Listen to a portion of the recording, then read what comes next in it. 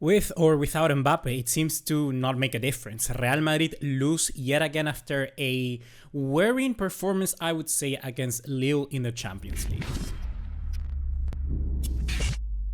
A Mbappe-less Real Madrid went to France to face Lille in a game that we all expected them to get, of course, the 3 points. It was a very much a heavily rotated side from Real Madrid and a very strong 11 from Lille. But when you take a look at the 11s, just there's a sheer gap in quality that makes you anticipate that Real Madrid will easily win this game. Let's take a look at the lineup as following. So first of all, we have to take a look at Lille. They went with Lucas Chevalier, who had an incredible game in the goalkeeper position. He was top notch. Thiago Santos, right back from them as well, very good. Diakite, Alexandro Ribeiro, and then Gabriel Gudmundsson, the left back from Sweden. We had then Boduadi, Benjamin Andre, as well as the two double pivots.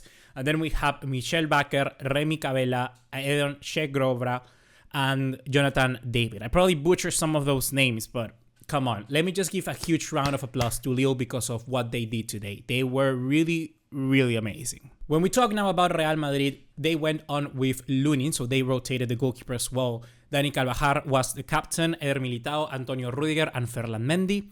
In the midfield, they went with Federico Valverde, Aurelien Tchouameni, Eduardo Camavinga, and Jude Bellingham. And then up top, Endrick and Vinicius Jr.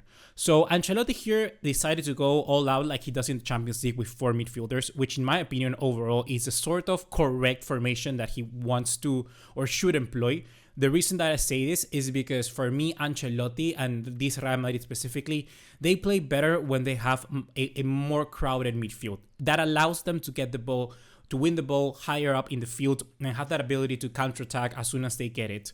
And with the pace of someone like Endrick and Vinicius Jr., when I saw the lineup, I had absolutely no doubt in that may be the sort of strategy that they will be following in this game.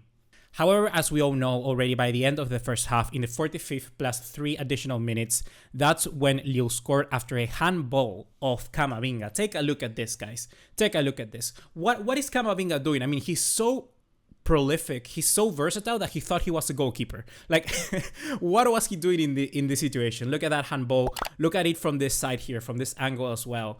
That's just horrible from Camavinga. And it came from a direct free kick. So he had all the time in the world to think about where he wanted to position himself, what to do with his hands and his arms. And yeah, he just didn't do anything of it. So Lille scored after a penalty kick from Jonathan David, the Canadian who scored. So kudos to them and the Canadian people because they have a big game player, you could say, that who scored now here against Real Madrid and definitely takes away 3 points in one of the most historic matches for Lille. And let's remember that Lille are 5th in Ligue 1. They're 5th. Real Madrid just lost to the 5th team in Ligue 1, in France. Since Real Madrid went down in halftime to that goal from David, Ancelotti, after the injury or a knock to Eder Militao, decided to change out the formation. He definitely pushed Aurelien Tchouameni back as a center back and had Mbappe come on into this game. That's where, once again, I thought, you know what, La Casta Madridista, the Los Merengues, that historic, presence that they bring to the Champions League, that should have come to some sort of fruition, but it just didn't happen. Real Madrid today were, I think, beaten in terms of energy, in terms of the second balls. Every single ball that was left out for a duel and was left in no man's land, Lille won those balls. Lille got there, won them. They run faster, they run harder, they worked their ass off during this game. And it just reminded me that this new format of the Champions League is absolutely insane, because if you take a look at the table, which I'm gonna bring it up for you guys here, there's absolutely humongous teams like right there in the middle of the table. Take a look at this. We have Dortmund sitting on first, then Stade de Brest second, Benfica, Leverkusen, Liverpool, Aston Villa, Juventus, Manchester City. And then we have Barcelona, Real Madrid, Bayern Munich, Arsenal, Monaco, PSG, Atletico Madrid. Clubs like that already sitting from the place 13 to place number 24. That space is where the playoffs was going to happen. And how the format is going currently, there's going to be some pretty heavy clashes if things start happening like this. I always thought that Real Madrid were going to have a more difficult trouble playing in situations like this, because in the group where the games are far and few between, I think that on return legs, for instance, Real Madrid can learn from mistakes like this. They always do. And by the end of the day, it's already too late for the lower opposition to kind of get back into the game. But for Real Madrid now, where it's just one-off games, and you have a Lille, for example, in this case, or how Monaco surprised Barcelona, anything can really happen. So I'm very interested to see if definitely there's going to be a big club, a big side is going to be missing out. We already have stellar clashes in the next fixture. Barcelona will be facing Bayern Munich. Real Madrid will be facing Liverpool very, very soon at Anfield. So situations like that will definitely spark up more, I think, more controversy when it comes to these individual matches. You know, the hype for every single game is going to be quite entertaining. And the reason why we have to just talk about this is because, again, in this format, every single match it's just of more relevancy for every individual club. So even though I may be a Barcelona fan, for me, I take care and pride in this win from Lille because it helps us as much as it helps Juventus or as much as it helps Bayern Munich that Real Madrid loses a game like this. So now my thought it will be, how can Real Madrid get back from it? What also went wrong in this game? And for me, definitely has to be the creation. Arda Güler for me was a breath of fresh air as soon as Ancelotti brought him in the 67th minute for Camavinga. I thought that Arda Güler has that extra vision and perhaps that perspective of how to progress the ball forward, such as Toni Kroos did.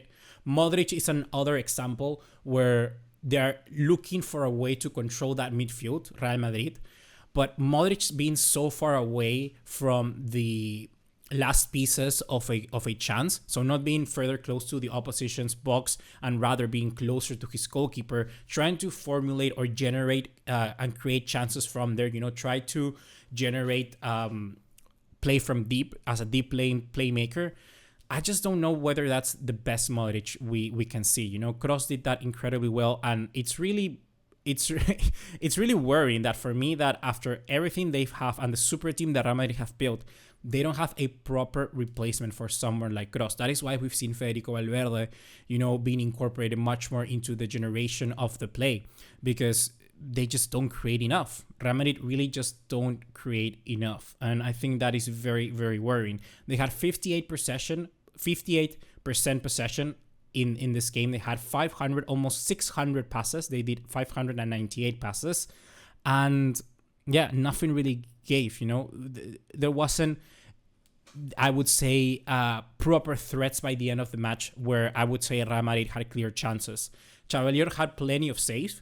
There were a total of 12 shots for Real Madrid, which in total they were about 5 of them big chances, but none of them were clear cut. I think for all of them, the goalkeeper Chevalier for Lille was just very safe. He knew exactly what to do, and I don't have anything more to dispute for it. I think that really Lille did their homework, and fair play to them because they beat the current Champions League holders. So well enough for them, I guess. Well enough. And now we will see if Ancelotti can turn this around. I'm definitely looking forward to the next game from Real Madrid.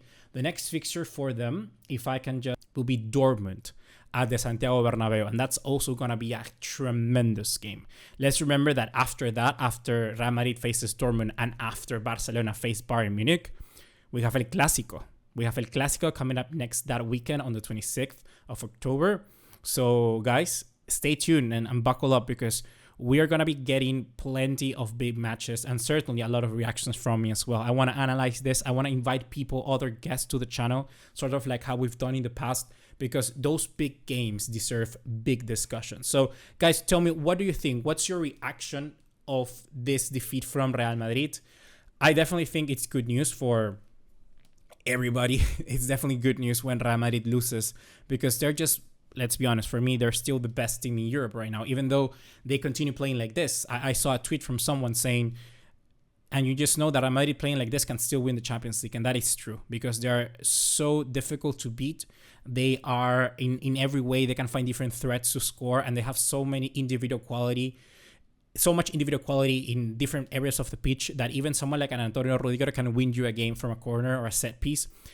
And if it's not him, then they have Arda Güler. If it's not Güler, it's going to be someone like Mbappe with his speed or Rodrigo out of nowhere, Valverde with a long shot. They just have so many different ways. Their arsenal is so big to score goals that I just think that it's always difficult to count Real Madrid out. So definitely, I think this is a defeat that we have to mention. It's something that Ancelotti has to take a look at. But overall, I think that maybe we shouldn't come to conclusions the very same way that we didn't come to conclusions too fast when Barcelona lost against Monaco. So, yep, that's going to be my review, my take on this game. And like always, guys, subscribe, like this video, and I'll see you in the next one. I appreciate your support very, very much. Take care. Ciao, ciao.